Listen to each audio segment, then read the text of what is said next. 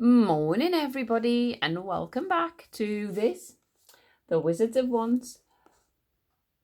Knock 3 times. We are still on chapter 17 because I horribly stopped it halfway through. So this is part 2, chapter 17. You are worth it, Bodkin! Zar shouted up in response to agonized tugs on his jacket. Reminders from Wish that he was supposed to be being nice. Zar tried to think of something nice to say. You've got a very nice smile. Oh, for mistletoe's sake, thought Zar to himself, can't I think of anything better than that? But there was a short silence from above. Bodkin appeared to quite like that. Have said Bodkin in a quavery, quite pleased with himself kind of voice. A glimmer of a light was returning to Bodkin's dark world. Whatever happened next, at least they both forgave him. Don't worry, Wish. Bodkin, said Wish. We're going to save you. Come down from here. You don't understand, said Bodkin. I kept my shoes on, and I was so scared that I didn't even realise until I was standing right in front of the ruddy great thing. It gave me the shock of my life, I can tell you, and that thing really didn't like it. It was going to kill me. If I hadn't climbed up here, it didn't even let me get to the bit where you bargain with it.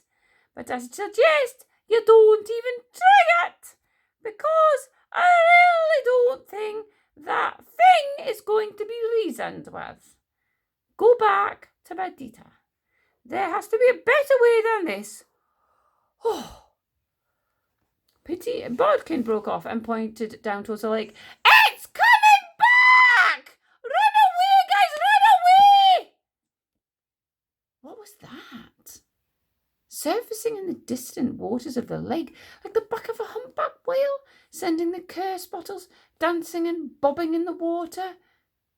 But no, look carefully. That's not a whale. It was an eyelid, that's for sure, that slowly was opening to reveal a gigantic yellow eye. And then slowly 2, 3, 4, 5, countless more giant eyes opened in the lake. And the dripping head of the most enormous monster they had ever seen rose slowly out of the lake, like the rearing of a mountain, and fixed them with its many, many yellow eyes. I don't seem to be able to draw the enchanted sword. It's stuck in the scabbard, and the scabbard is stuck in my belt, cried Bodkin. Don't worry, Bodkin. We have our staffs, and I brought your staff too, yelled Zar, throwing Bodkin the do-it-yourself magic staff. Bodkin caught it in one shaking hand. Get ready to defend us, sprites, yelled Zar as Wish and he pointed their own shaking staffs at the emergency monsters. How? How? Cried Bumbleboozle, looking up as the creature coming out of the water revealed itself to be larger and larger and larger still. The monster opened its mouth, and its breath was as cold as corpses. Ew, said the monster. Ew. Now, there's a question to be had here. Would you like me to continue to the next chapter, or would you like me to finish there for the day? 2 seconds. So I had a little talk with all of you that weren't here, and I thought I'd quickly read a little bit more. Chapter 18. The Nuka-Levi was in darkness, so they could not really see him properly. But whatever he was big. He loomed over them like a great gloomy precipice. How many of you know what a precipice is? Only his 13 yellow eyes visible, staring down at them. His teeny voice, bellowed and echoed most eerily round that cavern. Every now and then he gulped, as if there was something stuck in his throat and it was bothering him. Probably people. It was most disconcerting. Are you? Repeated the Nukkalevi. Both Wish and Tsar knew better than to answer that question correctly. You start telling your real name to a beast that ghastly in a cave that eerie, and you're deader than doornails before you've even started. They tried to keep their magic staffs steady, pointing them straight at the gigantic horror in front of them. But, my goodness, even the staff in Tsar's hand was slipping and sliding in his panicky, sweaty palms. "We're humans," said Wish. "Very, very powerful humans," said Tsar, hoping to impress the mammoth opponent in front of them.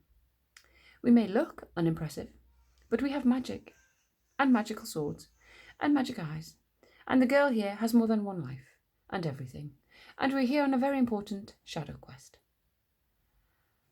"Your magic will not work in here," said the Nukkalevi. "Oh. Shucks." Tsar tried to cast a spell with his staff, and sure enough, zilch, nothing, nada. Wish put her eye patch up a smidgen. Nope, nothing. Her magic wasn't working either. Oh dear, oh dear, oh dear, oh dear, oh dear, oh dear, oh dear. This already wasn't going well. "Why were you talking to the dead wizard?" said the Nukkalevi. "Dead wizard, dead wizard, dead wizard," said Tsar. All 13 of the Nukkalevi's eyes turned towards Bodkin, crouched, shaking on his ledge. "Not dead wizard," said the Nukkalevi. "The boy who did not take off his shoes, dead wizard." "He's not dead. He's not a dead wizard. He's a warrior. And he's alive," said Wish. Unbeknownst to Wish and Tsar, this was good news to the Nukkalevi. The Nukkalevi had an aura about him that dampened and digested the magic of wizards, but it worked better when they had their shoes off. The Nukkalevi's magic quenching properties travelled up through their bare feet. That'll be why they have to take the shoes off then. And smothered the magic inside them most effectively. When they kept their shoes on, the Nukkalevi had to fight them before he killed them, which took a lot of energy. Even though wizard magic didn't work well against him, wizards were very clever and tricksy at using magical objects. However, if the boy who didn't take his shoes off wasn't a wizard at all, he wasn't going to be a problem. The Nukkalevi relaxed. "He won't be alive for very long," said the Nukkalevi. "He can't stay up there forever. He will starve, and if he comes down, I will kill him. Normally, I offer visitors to my island the chance to make a bargain with me, but they have to take their shoes off before they come here. This boy was dead the moment he stepped on my island in shoes. Dead boys can't make bargains." It wasn't a great start to the conversation on the whole. "You, however, are both shoeless," said the Nukkalevi, "and therefore you are welcome to try to make a bargain with me, if you wish." "What are you bringing me?" said the Nukkalevi. "We're not bringing you anything," said Tsar. "We didn't know we were supposed to bring you anything." "Don't you know the rules?" of this particular shadow quest? Asked the Knuckleheavy. And I'm going to leave it there for today.